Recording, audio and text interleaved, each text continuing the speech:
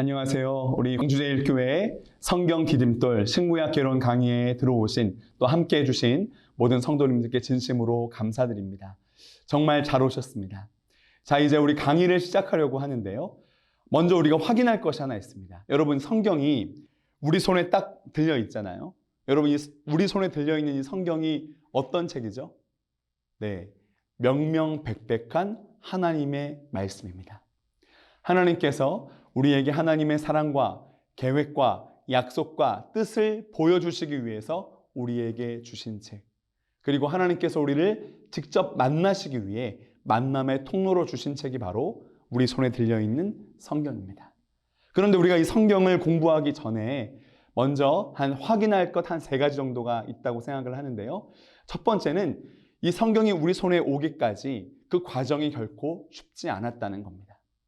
성경에 수없이 많은 저자들이 성령의 감동을 받아서 하나님 말씀을 기록하고 또 기록한 그 말씀들을 보존하고 보존한 그것들을 베껴 쓰고 필사하고 또 복제하고 그것을 또 다시 보존하고 그것을 다른 나라 말로 번역하고 그 번역된 것을 책으로 펴내고 그것을 보존하고 옮겨오고 하는 그 모든 과정들 결코 쉽지 않았다는 것입니다. 특별히 우리나라 성경에 들어오기까지 얼마나 많은 과정들에 많은 희생과 또 섬김이 있었는지 모르겠어요. 그래서 우리가 이 성경을 앞에 딱 두고 있지만 이것이 우리 손에 오기까지 정말 엄청나게 많은 사람들의 희생과 헌신이 있었고 또 하나님의 은혜와 사랑의 보호하심이 있었다. 우리 손에 오기까지 정말 쉽지 않은 그러한 과정이 있었다. 우리가 한번 확인하고 싶고요. 두 번째는 이 성경은 지금도 생생하게 살아서 하나님을 만나게 하는 통로가 된다는 거예요. 이제까지 수없이 많은 사람들이 이 성경을 읽다가 하나님을 만났고 성경을 읽다가 인격적으로 예수님을 깊이 만나게 됐고 삶이 송두리째 변화되는 그리고 하나님의 임재와 현존을 경험하게 되는 놀라운 일들이 이제까지 성경을 통해서 있어 왔다는 사실입니다. 그리고 또 마지막 3번째는 그럼에도 불구하고 이 생생한 살아있는 하나님의 말씀을 여전히 사람들은 무시하고 읽지 않고 팽개쳐 둔다는 거예요.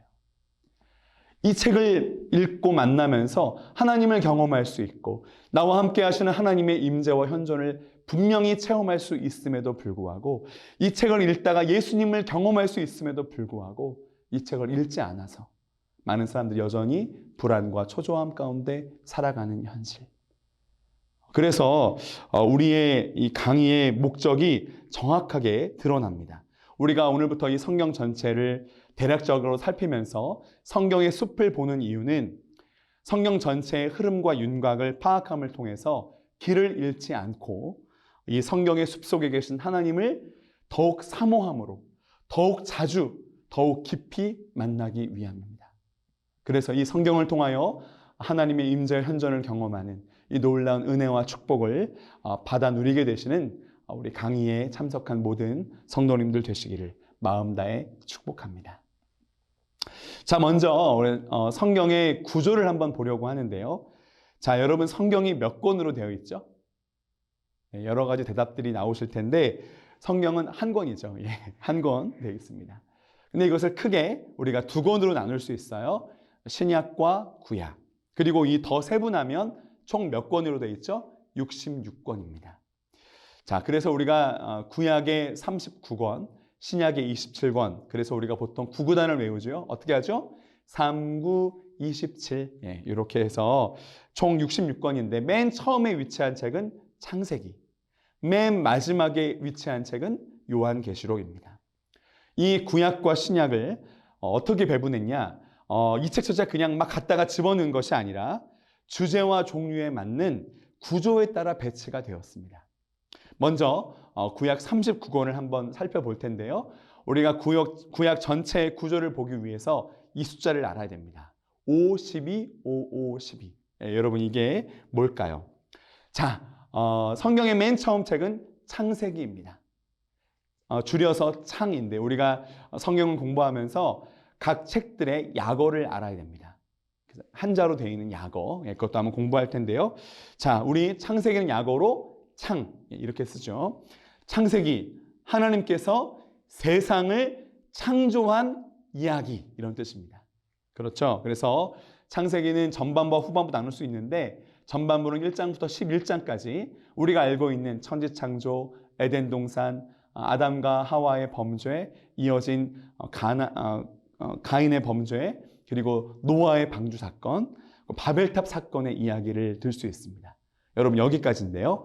자, 여러분 바벨탑이 몇 장에 있죠? 바벨탑 사건이? 바벨탑은 탑이죠. 딱 선탑. 그래서 11장. 이렇게 해서 바벨탑을 11장으로 처음 원 역사가 드러나게 되고요. 그리고 이제 12장부터는 하나님께서 족장들을 부르시는데요. 족장 누구부터 시작하죠? 자, 우리 한번 노래를 부르면 알 수 있습니다. 믿음의 조상, 그렇죠. 아브라함이죠. 아브라함부터 그 다음 이삭으로, 이삭에서부터 야곱으로, 그리고 야곱의 12 아들들로 이어지는 족장들의 역사를 그리고 있습니다. 우리가 보통 이스라엘 백성이라고 하면 12지파 이렇게 부르고 있는데 이 12지파는 사실 야곱의 12명의 아들들로 또 그들의 후손들로 이루어진 민족을 의미합니다. 그러면 그 후손들의 이름을 따서 민족 이름을 지었다면 그들의 이름이 뭐죠? 아버지의 이름을 따서 야곱 민족이죠. 그런데 하나님께서 창세기 32장에 야곱의 이름을 뭐로 바꾸시죠? 이스라엘로 바꾸십니다. 그래서 야곱의 12명의 아들로 이루어진 12지파의 민족, 그들을 야곱 민족, 다시 말해 이스라엘 민족이라고 부르는 것입니다. 자, 창세기 다음 책은 출애굽기죠. 무엇이죠? 애굽에서 탈출하는 이야기. 이게 출애굽기인데요. 애굽의 노예로 400년 동안 압제를 당하고 고생을 있는 대로 했던 그 하나님 백성들을 구원하시기 위해서 하나님께서 하나님의 종 모세를 세우시고 또 부르신, 그래서 모세를 통하여서 애굽의 노예로 살던 이스라엘 백성들을 다시 구출해내시는 이야기입니다. 하나님께서 10가지 이적들로 그 애굽 땅 전역에 행하시고 또 그 10가지 중에 마지막 이적이었던 장자의 죽음을 통해서 이제 애굽 왕 바로가 두 손 두 발 다 들고 나가라, 이렇게 이스라엘 백성들을 보내주게 됩니다. 그 위에 하나님께서 이스라엘 백성들을 낮에는 구름 기둥, 밤에는 불 기둥으로, 또 바다가 갈라지는, 홍해 갈라지는 사건, 그리고 광야 그 척박한 땅에서 날마다 만나와 메추라기를 내려서 먹여주시고, 또 광야 한가운데서 물이 솟아나게 하시는 그 놀라운 역사들을 통해서 그들을 탈출시키시는 이야기. 그리고 시내산에 가서는 하나님 나라 백성의 주권을 주시면서 우리가 잘 알고 있는 무엇을 주시죠? 바로 십계명. 십계명을 주시면서 그리고 이제 그들이 애굽의 압제 가운데 자유케 된 하나님의 백성들이 하나님 백성답게 살아갈 수 있는 여러 가지 법들을 말씀하십니다. 그것이 이제 출애굽기의 기록인데, 이 출애굽기에 이어서 이제 그 법들의 연속적인 기록이 바로 레위기라는 책인데요. 레위기는 자, 계속해서 출애굽한 이스라엘 백성들에게 하나님의 통치를 받는 하나님 나라 백성으로서 하나님과 올바른 관계를 맺으며 살아갈 수 있는 여러 가지 법들을 말씀하시는 거죠. 여러분 아시죠? 번제와 소제와 화목제와 속죄제와 속건제, 이런 여러 가지 하나님을 예배하는 제사법들과 또 하나님의 거룩한 백성들이 거룩한 하나님의 백성답게 살아가는 그러한 생활과 간습과 제사의 원리, 기준, 이런 것들이 이런 법을 말씀하신 책이 바로 레위기입니다.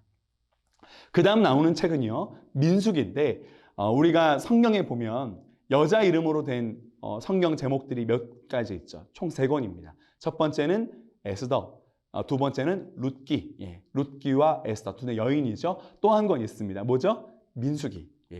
정민숙인지 김민숙인지 이민숙인지 모르겠지만 오늘 민수기, 여자 이름으로 되어 있습니다. 네. 농담이고요. 민수기는 어떤 거냐? 백성 민자의 숫자 수, 이렇게 해서 백성들의 숫자를 세는 책이다, 이런 뜻입니다. 자, 여러분 왜 숫자를 셀까요?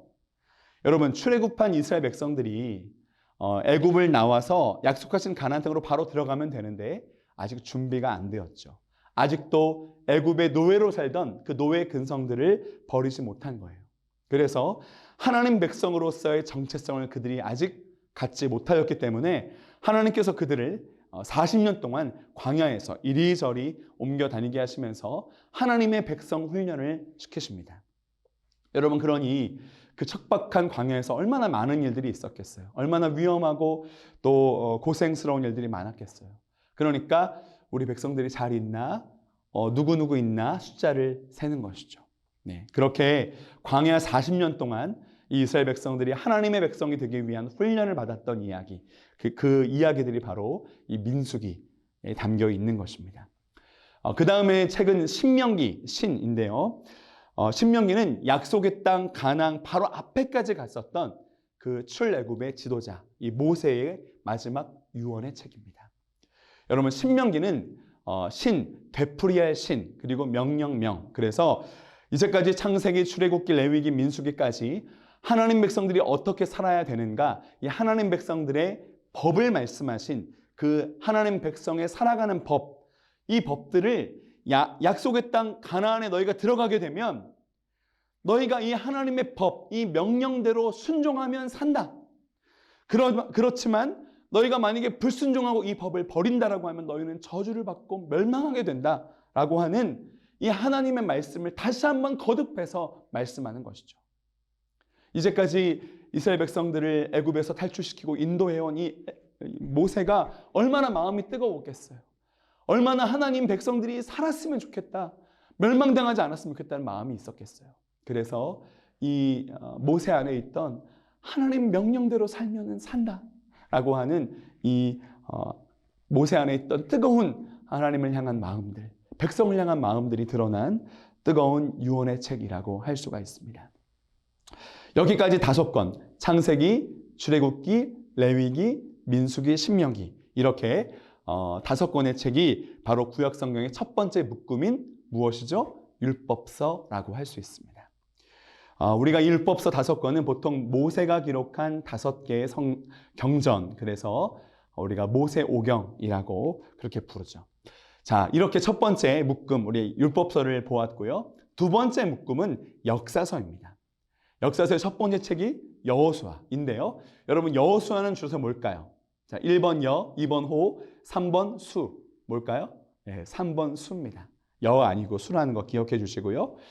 여호수아는 모세의 다음 지도자로 모세를 이어서 이스라엘 백성들을 지도하고 인도하면서 이 가나안 땅, 하나님께서 약속하신 땅을 함께 믿음으로 정복하고 그 땅을 분배하고 그 땅에 정착했던 그런 이야기들을 담고 있습니다. 우리가 여호수아를 통해서 또 다른 모세 다음 지도자의 이야기를 들을 수 있습니다. 그 다음 책이 사사기, 줄여서 삿, 이렇게 사에다가 시옷 받침 붙이는데요. 여러분, 이 말씀을 기억하시죠? 그때에 이스라엘에 왕이 없으므로 사람들이 각기 자기 소견에 옳은 대로 행하였더라. 하나님이 왕이시고 하나님이 주인이시고 하나님이 그들을 애굽에서 불러내신 하나님이 왕이신데 이 가나안 정복한 정복세대, 그 다음 후손들이 그 땅에서 어떻게 살았는가? 하나님을, 왕이신 하나님을 버리고 자기 소견에 옳은 대로 살았던, 그래서 영적으로 가장 암울하고 정말 이해가 안 되는, 어떻게 이런 일이 있을 수 있을까라고 하는 그런 어처구니가 없는 이야기들이 많이 등장하는 정말 영적으로 암울한 책이 바로 사사기입니다. 그렇게 사람들이 영적으로 타락하고 부패된 삶을, 음란한 삶을 살다 보니까 뭐가 더 드러나겠어요? 그렇습니다. 하나님의 뜨거운 사랑과 정말 멈추지 않는 은혜, 그것들이 더 극명하게 드러나는 책, 바로 사사기라고 볼 수 있습니다. 그 다음 책은 룻기, 아까 나왔었죠? 여자 이름으로 된 성경 룻인데요. 모압 여인이었습니다. 이렇게 이방 여인이었던 룻이 이 시어머니 나오미를 만나고 여호와 하나님을 나의 하나님으로 삼고 또 모시고 섬기게 된 이야기이죠. 이 책은 영적으로 완전히 타락하여서 정말 암울했던 사사시대와 그리고 영적인 부흥과 회복이 있었던 이 다윗 왕의 시대를 이어주는 다리 같은 책이다. 우리가 이렇게 이해할 수 있을 것 같습니다. 그 다음 나오는 책이 사무엘상인데요. 이 하나님의 사람, 마지막 사사인 사무엘의 이야기 첫 번째 부분이라고 볼 수 있습니다. 자, 우리 이 사무엘 사사를 통해서 이스라엘의 첫 번째 왕인 베냐민 지파의 사울 왕이 세워지죠. 근데 그가 첫 번째 왕으로서 살아가다가 변질이 됩니다. 그래서 하나님께서 폐위시키시고 그 다음 왕, 우리가 잘 알고 있는 다윗 왕을 세우시는 이야기. 그것이 바로 사무엘상이고요. 사무엘 하는 이 사울이 죽고 다윗이 전체 이스라엘의 왕이 되어서 이스라엘이 영적으로 회복되고 또 여러 가지 그 과정들을 겪는 우리가 알고 있는 다윗 왕의 이야기들, 바로 사무엘 하에 기록이 되어 있습니다. 여러분, 그 다음 책은 열왕기인데요. 열왕기는 열왕, 몇 명의 왕, 10명의 왕인가? 이렇게 생각하실 수 있는데 10명의 왕들의 이야기가 아니고요. 왕들이 줄을 딱 서 있는 거예요. 줄 서 있다고 보시면 됩니다. 그래서 우리가 보통 줄을 설 때 야, 열 똑바로 맞춰 뭐 이런 얘기 하잖아요. 거기서의 그 열입니다. 그래서 왕들의 이야기가 열을 맞추듯이 쭉 나열되어 있는 역사서, 그것이 바로 열왕기의 이야기인데요.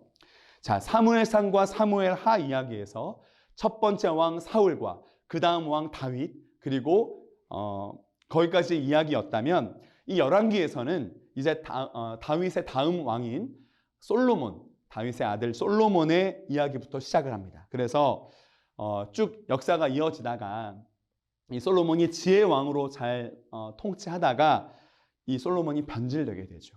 그러면서 이 이스라엘 전체가 두 개로 나누어집니다. 여러분, 어떻게 나누어지죠? 우리나라하고 똑같습니다. 북남, 북과 남으로 나누어지는데요. 그래서 우리가 북쪽은 북이스라엘 이렇게 부르고 남쪽은 남유다 이렇게 부르는데요. 북이스라엘에는 10지파가 함께 있었고요. 남유다의 2지파였습니다. 남유다 어떤 나라죠?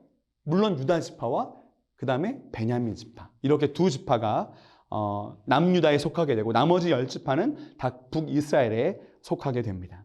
그래서 열왕기 상하를 읽다 보면 북이스라엘의 왕들의 이야기가 쭉쭉쭉 나오다가 갑자기 남유다 왕들의 이야기가 나오다가 다시 북이스라엘, 다시 남유다, 이렇게 계속 크로스오버 되면서 왕들의 이야기가 등장하는 것을 볼 수 있습니다. 그래서 분열되었던 이 북이스라엘과 남유다 중에서 이 남유다의 첫 번째 왕인 르호보암과 마지막 왕 시드기야까지, 북이스라엘의 첫 번째 왕인 여로보암 1세와 마지막 왕이었던 호세아까지, 그렇게 남유다와 북이스라엘의 역사들이 기록된 책, 바로 열왕기 상하입니다. 열상, 열하 이렇게 되나요? 아니죠. 왕상, 왕하 이렇게 약어를 쓰게 됩니다. 근데 우리가 여기서 한 가지 확인할 것은, 여러분, 어느 나라가 먼저 망하죠? 남유다가 먼저 망하나요? 북이스라엘이 먼저 망하나요? 예, 북이스라엘이 먼저 망합니다. 어떤 나라에 망하냐? 아수르라고 하는 이 무시무시한 나라에 망하게 되고요. 그 다음에 이 아수르 전체를 다시 삼켜버린 바벨론이라는 나라에 이제 나중에 남유다가 망하게 되는데요. 그 역사들 속에서 이제 북이스라엘은 전 세계로 다 흩어져서 이제는 사라져버리는 그런 일들을 보게 됩니다. 북이스라엘은 역사에서 좀 흩어져 버리게 됩니다.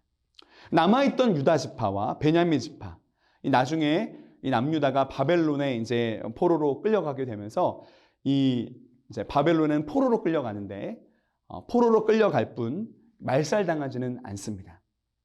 나중에 이 바벨론이 다시 페르시아라는 나라, 우리가 성경에는 바사 이렇게 나오는데요. 이 바사라고 하는 나라에 또 먹히게 되면서 이 바사의 대식민지 정책의 변화로 인해서 다시 남유다, 다시 본국 예루살렘으로 귀환하게 되죠.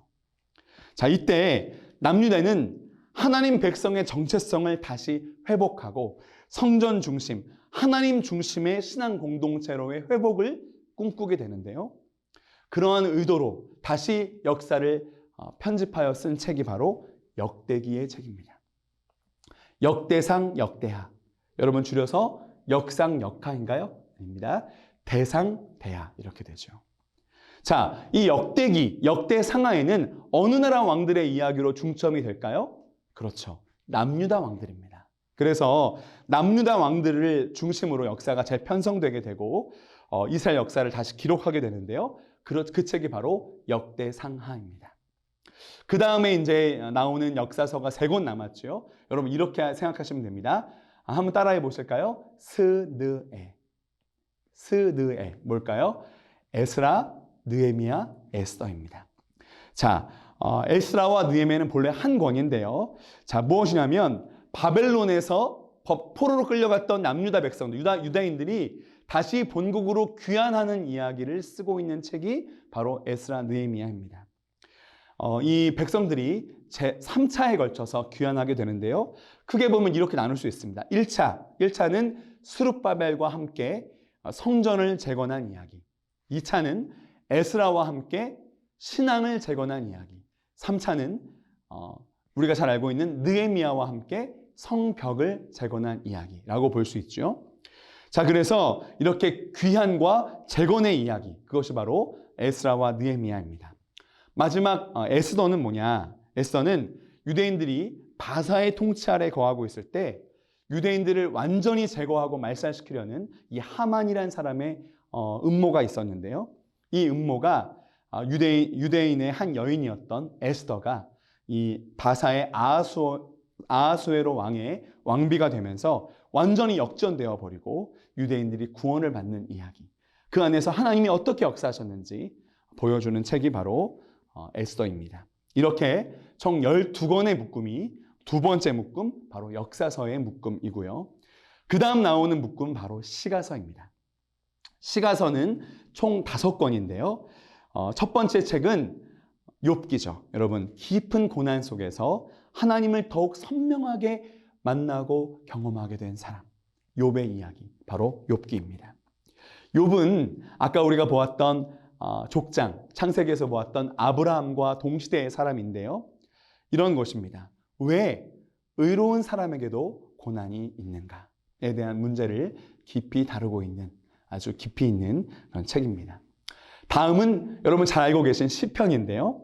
한마디로 어떤 책이죠? 찬송의 책입니다. 하나님을 향한 깊고 진실한 찬양의 고백들. 여러분 몇 편으로 되어 있습니까? 우리가 보통 시편 하면 몇 편인지 잘 모르시는 분도 있는데 총 150개의 시로 되어 있습니다. 150개의 시, 다윗을 비롯한 여러 저자들이 하나하나 써내려간 진실한 찬양의 시인데요.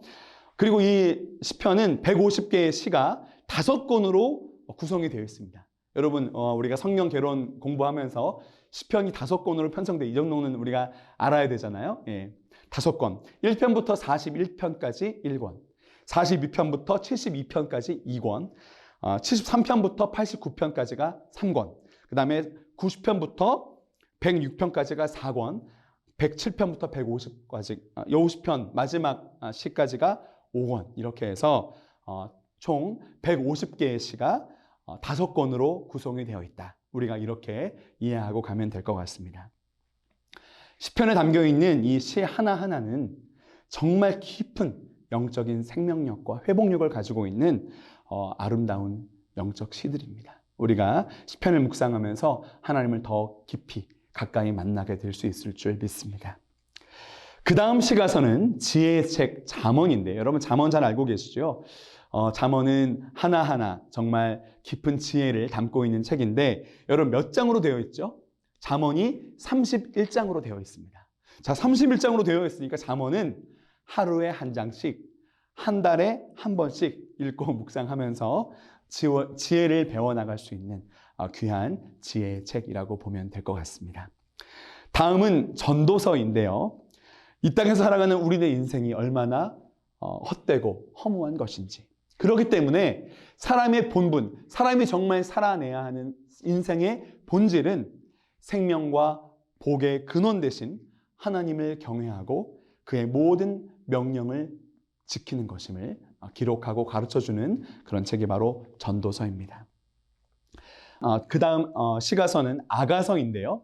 영어로는 Song of Songs, 노래 중에 노래, 이렇게 되어 있는데 남자와 여자의 깊은 사랑, 사랑 노래, 정말 가슴 짠한 그 사랑 노래를 통해서 하나님께서 하나님의 백성 공동체, 즉 교회를 얼마나 사랑하시며 얼마나 존귀히 여기시는지를, 이 하나님의 사랑을 아름다운 시적 언어로 기록한 책이 바로 아가서입니다. 이렇게 욥기, 시편, 잠언, 전도서, 아가서, 이렇게 5권이 바로 구약성경 시가서의 묶음이다, 이렇게 볼 수 있습니다. 다음은 예언서인데요. 구약도 나중에 나오는 신약도 마찬가지로 마지막에는 예언서가 등장하게 됩니다. 자, 예언서는 우리가 크게 대예언서 그리고 소예언서 이렇게 나눌 수가 있습니다. 대예언서가 5권, 소예언서가 12권인데요. 기준이 무엇이냐? 여러분 기준 단순합니다. 분량입니다. 분량이 많은 예언서가 대예언서, 그리고 분량이 상대적으로 조금 적은 예언서를 소예언서로 분류한 것이죠. 먼저 대예언서 5권은 가장 분량이 많은 이사야서로 시작을 하는데요. 여러분 이사야의 줄임말이 뭘까요? 1번 2번 4, 3번 야. 여러분 뭐죠? 2번 4입니다. 예전에 제가 이사야서를 주보에 기록하면서 고등학교 시절에 53장 몇 절 이렇게 썼다가 그 주보 전체를 다 버리고 다시 인쇄했던 기억이 납니다. 이사야서의 줄임말 야거는 4라는 거 기억해 주시고요. 여러분 이사야서는 총 66장으로 되어 있습니다. 66장 여러분 들으니까 뭐가 생각나세요? 그렇죠. 신구약 전체 66권 여러분 떠오르지 않으신가요? 네. 이사야서는 66장인데 정말 마치 성경의 축소판 같습니다. 이사야서는 전반부 심판, 후반부 구원 이렇게 나눌 수가 있는데 전반부를 1장부터 39장까지로 39장이고요. 후반부가 40장부터 66장까지 27장 이렇게 볼 수가 있습니다. 그래서 구약 39권, 신약 27권 닮았죠. 네. 그래서 이 66장 전체를 통해서 이사야 선지자가 기록한 하나님의 깊은 마음, 그것이 바로 이사야서입니다. 다음은 눈물의 선지자인 예레미야죠. 여러분 예레미야는 램 이렇게 줄이는데요. 다른 모든 대부분의 선지자 예언자들은 회개해라. 그러면 하나님께서 너희를 구원하시고 용서하실 것이다. 다시 돌아와라 라고 하는 메시지였는데 예레미야는 너희는 바벨론에 망해야 한다. 그러면서 자기 동족인 남유다가 정말 바벨론에 처절하게 멸망하고 포로로 끌려가는 모습, 하나님의 임재를 상징했던 예루살렘 성전이 급기야 무너지고 마는 모습, 그리고 자기의 왕이었던 시드기야 왕이 두 눈이 뽑힌 채 바벨론으로 질질 끌려가는 그 모습을 목도했던 선지자. 당신의 죄악이 관영한 이 백성들이 끝내 멸망시키고 마신 이 하나님의 그 깊은 마음을 이해하면서 슬퍼하며 울 수밖에 없었던 선지자, 바로 예레미야의 이야기, 예레미야입니다. 그 다음에 바로 예레미야 애가인데요. 예레미야 애가는 줄여서 애 이렇게 합니다. 예레미야 애가는 이 눈물의 선지자 예레미야가 아픈 마음으로 써내려간 애통의 책입니다. 어찌할꼬 어찌할꼬. 여러분 이 마음을 이해하게 되실 텐데요. 죄로 인한 예루살렘이 받은 그 심판과 예루살렘의 운명에 대한 탄식의 글, 그것이 바로 예레미야 애가입니다. 그 다음은 에스겔인데요. 여러분 에스겔 그리고 그 다음 책이 다니엘인데 이건 줄여서 겔단 이렇게 생각하시면 됩니다. 자, 에스겔은 줄여서 겔인데요. 에스겔은 바벨론으로 끌려간 유다의 포로들에게 주시는 하나님의 경고입니다. 그리고 예루살렘 멸망 이후 이 포로들에게 주시는 경고 이후에 소망의 메시지, 그것이 바로 에스겔인데요. 우리는 특별히 에스겔 37장에 아무런 생명력이 없이 바짝 말라버린 이 마른 뼈들이 하나님의 말씀을 듣고 일어나서 극히 큰 군대를 이룬 이 마른 뼈 환상을 기억하고 있죠. 바벨론으로 끌려간 이 포로들에게 주시는 소망과 회복에 대한 예언, 이것이 바로 에스겔서입니다. 마지막 대예언서는 아까 말씀드렸던 다니엘인데요. 다니엘은 줄여서 단, 이렇게 다에다가 니은 받침을 합니다. 다니엘은 보통 우리가 구약의 계시록이라고 불리고 있는데요. 유대인들을 포로로 끌려갔던 이 바벨론이 이 포로 애들에게 주었던 메시지가 있었습니다. 그것은 너희가 지금 바벨론에 포로로 질질 끌려오지 않았냐. 한번 생각해봐라. 보아라. 너희의 신 여호와가 진짜 신이냐? 아니면 우리의 신 마르둑이 진짜 신이냐? 이렇게 묻는 거예요. 그 안에서 하나님 백성들이 혼란스러운 거죠. 우리는 지금 멸망해서 여기 끌려왔는데 여호와가 정말 진짜가 맞나? 이런 고민과 의심들이 드는 거죠. 그때 그럼에도 불구하고 살아계신 여호와 하나님을 향한 믿음을 잃지 않고 하나님을 바라고 하나님을 신뢰할 때 사자굴 가운데서도 지키시고 거센 풀무풀 가운데서도 보호하시는 하나님을 경험하면서 이 모든 나라들은 결국 멸망할 것이지만 메시아 왕국, 하나님 나라는 영원할 것임을 예언하며 그 소망을 선포하는 묵시의 책, 바로 다니엘서입니다. 이렇게 5권, 이사야, 예레미야, 예레미야 애가, 에스겔, 다니엘, 이렇게 5권이 분량이 큰 대예언서의 묶음이고요. 그 다음은 상대적으로 분량이 적은 소예언서 12권입니다. 우리가 이 소예언서는 이렇게 보통 이야기해요. 12소선지서. 들어보셨죠? 네. 자, 호세아부터 시작을 하는데요. 우리가 예언서들을 볼 때 그 예언자가 남유다에 속한 예언자인지 아니면 북이스라엘에 속한 예언자인지 확인해 보는 것이 도움이 될 수가 있습니다.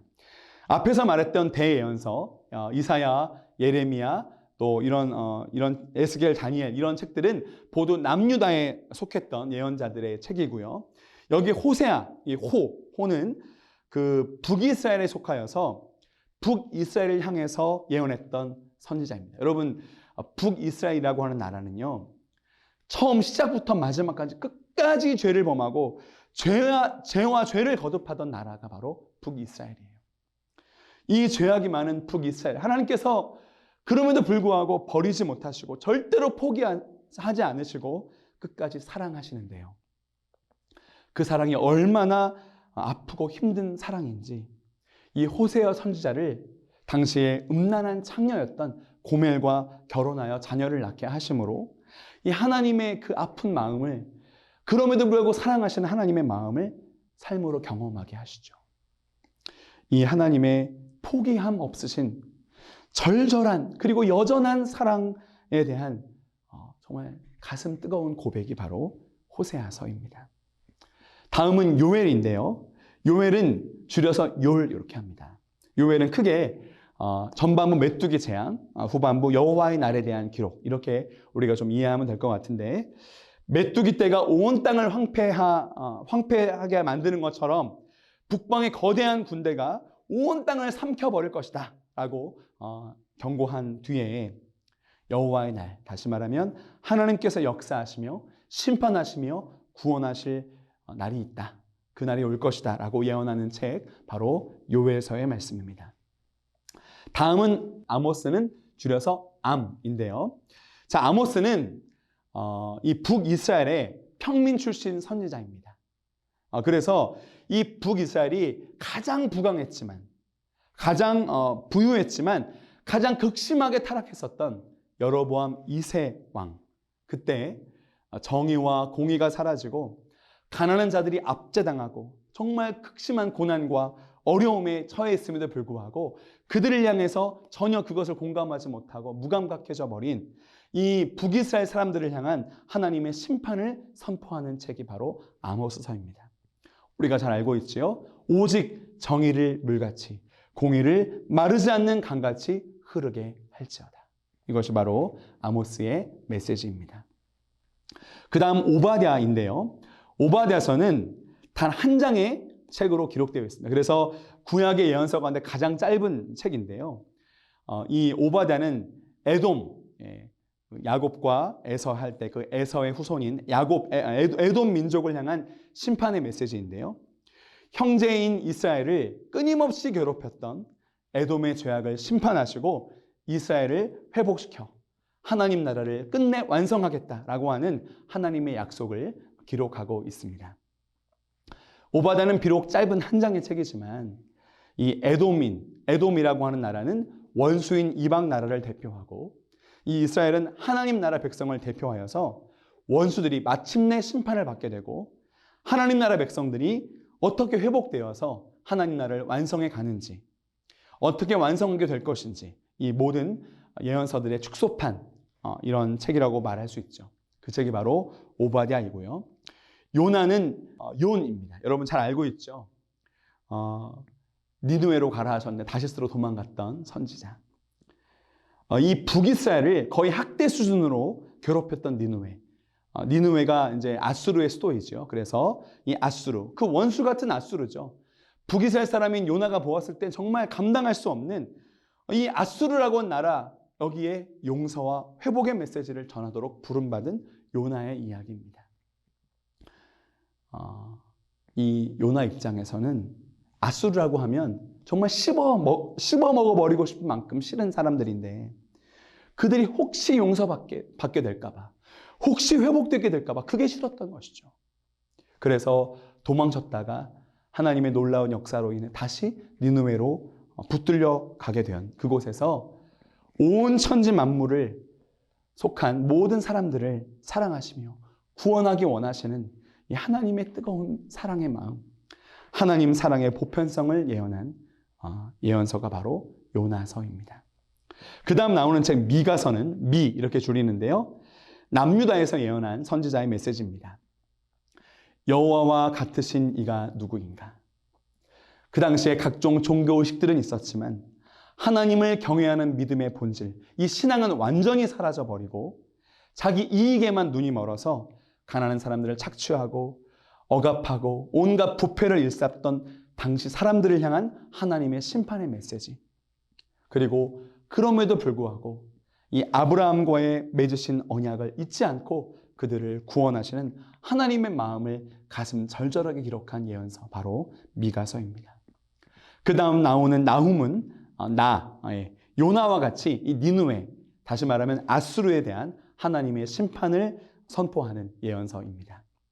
하박국은 줄여서 합 이렇게 되는데요. 다른 예언서들과는 조금 다르게 하박국이 하나님께 드린 질문, 이 부조리한 상황에 대한 이거 뭐 어떻게 된 겁니까? 라고 하는 질문과 하나님의 응답 형식으로 이루어진 예언서입니다. 악인이 잘 되고 의인이 고통받는 이 부조리한 상황들. 그러나 지금은 악이 번성한 것처럼 보이지만 하나님께서는 여전히 통치하시며 여전히 주관하시며 의로운 사람들, 하나님 백성들을 지켜내시고 하나님 나라를 이루게 되실 것을 믿음으로 바라보는 것이죠. 여러분, 우리가 잘 알고 있지요. 무화과 나무 잎이 마르고 포도 열매가 없고 감람나무 열매가 그치고 외양간에 송아지가 없고 우리의 양이 없사 할지라도 난 여호와로 말미암아 즐거워하리로다. 여호와 하나님을 믿는 믿음으로 내가 살리라 라고 하는 고백. 그렇습니다. 의인은 그의 믿음으로 말미암아 살아갑니다 라고 하는 고백을 담은 예언서, 바로 하박국입니다. 그 다음은 스바냐인데요. 스바냐는 줄여서 습 이렇게 하는데 스바냐는 남유다에서 활동했고요. 이 남유다의 요시야 왕이 종교개혁을 일으키게 되는데 그 전에 남유다의 사회적, 종교적 타락이 정말 극심했던 상황이죠. 그 상황에 그 죄로 인한 하나님의 심판, 그럼에도 불구하고 그 백성을 향하신 하나님의 불붙는 긍휼의 메시지를 선포한 예언서, 바로 스바냐입니다. 너의 하나님 여호와가 너의 가운데 계시니. 이 은혜의 찬양, 이 긍휼의 찬양이 바로 스바냐에서 나왔죠. 그 다음 책은 학개와 스가랴인데요. 이 학개와 스가랴는 같이 봐도 될 것 같습니다. 자, 여러분, 학개는 줄여서 학, 스가랴는 줄여서 슥 이러잖아요. 그래서 이 소예언서 중에서 이 약어에 기역 받침이 있는 그 책이 바로 이 학개와 스가랴인데, 이 두 책은요 성전 재건과 관련된 예언입니다. 바벨론으로부터 귀환한 그 유다 백성들이 성전을 재건하는 일이 쉽지 않은 거죠.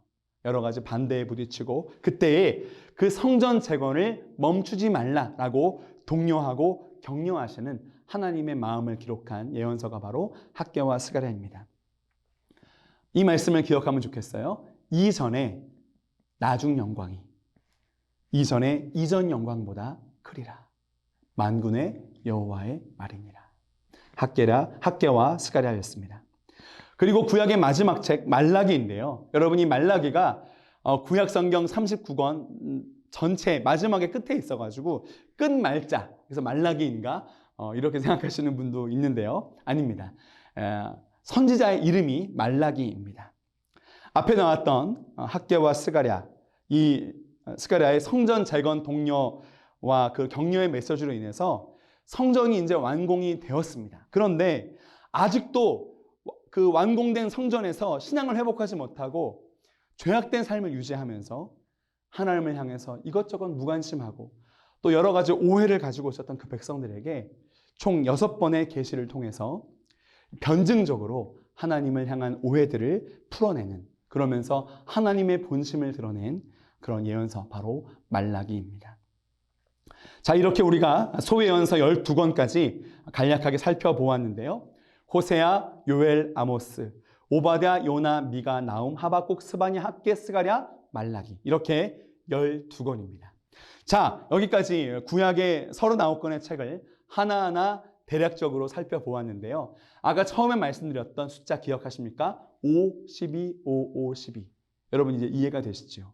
무엇이죠? 처음에 율법서 5권, 역사서 12권, 시가서 5권, 대예언서 5권, 소예언서 12권. 구약 성경은 이렇게 체계적인 구조를 가지고 그 안에 편성되어 있는 책들이고요. 이 책들이 이 역사서라고 하는 이 뼈대 안에, 우리가 역사를 쭉 기록하죠. 그 역사의 기록 안에 하나하나 들어가는, 그래서 창세기부터 에스더까지 역사의 흐름 안에 시가서와 예언서들이 하나하나 편성되게 되는 구조라고 볼 수가 있습니다. 이렇게 역사의 뼈대를 두고 거기에 하나하나 편성되는 그 구조는 신약 성경도 동일한데요. 우리 나중에 살펴보게 될 것인데, 이렇게 우리가 신약 성경의 어떤 신구약 성경의 전체 이 구조를 우리가 나중에 또 시대 구분을 하면서 더욱더 확실히 알아가게 될 수 있습니다. 여러분 지금 구약 성경의 전체 구조를 한번 간략하게 살펴보았고, 다음 시간에는 신약 성경의 구조를 한번 살펴볼 터인데요. 여러분 지금 아마 좀 헷갈리고 감이 안 잡힌다 이러실 수도 있을 것 같아요. 괜찮습니다. 우리가 앞으로 남아있는 강의들을 통해서 신구약 전체 시대의 흐름을 또 살펴보고 윤곽을 살펴보면서 더욱 선명하게 우리가 성경 전체가 입체적으로 그려지고 또 들어오게 될 것이라고 믿습니다. 네, 오늘 여기까지 구약 성경의 구조를 살펴보았습니다. 우리 다음 시간에는 신약 성경의 구조를 함께 살펴보는 시간 갖도록 하겠습니다. 여러분 고생 많으셨습니다. 감사드립니다.